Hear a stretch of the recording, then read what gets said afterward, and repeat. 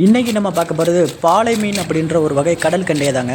இது தாங்க உண்மையான கடல் கெண்டை. சில பேர் ஐஸ் கண்டையை தான் கடல் கெண்டை அப்படின்னு நினச்சிட்டு இருப்பாங்க. அது இல்லைங்க, இதுதான் அந்த கடல் கெண்டை. இது பேர் மீன் பேர் பாலை மீன் சொல்லுவாங்க, பாலை கெண்டைன்னு சொல்லுவாங்க.